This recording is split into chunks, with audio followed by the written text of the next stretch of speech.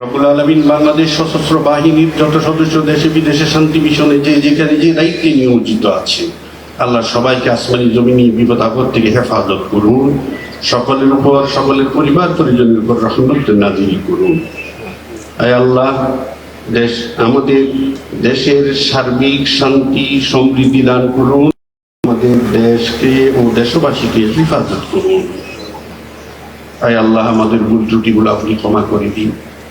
রব্বুল আলামিন আমাদের দোয়াকে আপনি কবুল করুন। রব্বি রহমহুমা কামা রব্বায়ানি সগীরা।